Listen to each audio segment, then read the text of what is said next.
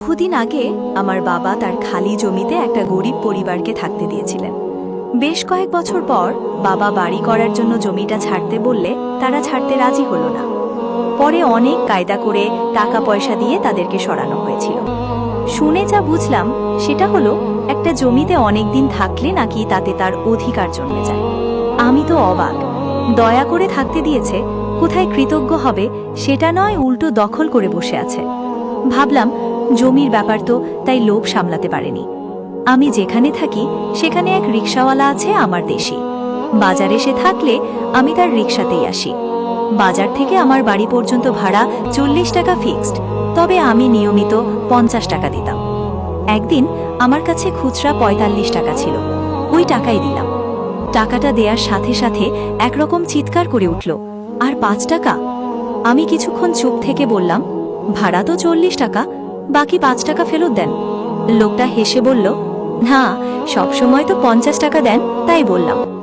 ভাবলাম থাক, গরিব মানুষ তো, তাই এমন করল। আমার এক প্রতিবেশী রোজ বাচ্চাকে স্কুলে দিতে যায়, তখন তার দুধওয়ালা সে ফেরার আগে দুধ নিয়ে আসে। সে বাড়িতে না থাকায় সেই দুধ নেয়ার দায়িত্বটা আমার কাজের লোকের উপর পড়ে। প্রতিবেশী হিসেবে এটুকু উপকার তো করতেই হয়।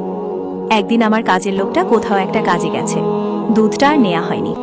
আমি বাড়ি ফেরার পর উনি এসে বললেন, আপনার কাজের লোক কোথায়? একটু বাইরে গেছে। আমাকে আগে বলল না?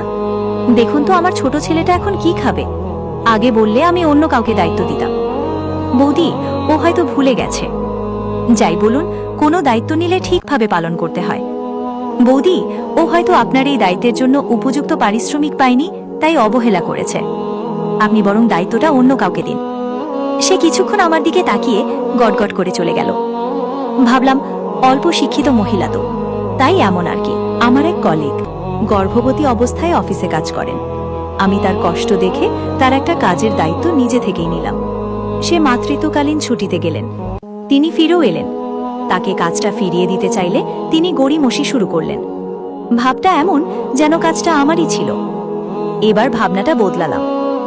আসলে মানুষ একটা সুবিধা বেশি দিন ভোগ করলে সেটাকে তার অধিকার ভেবে নেয়।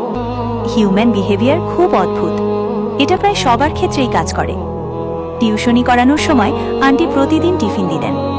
হঠাৎ টানা 2 থেকে 3 দিন না দেয়ায় আমার খুব খারাপ লেগেছিল।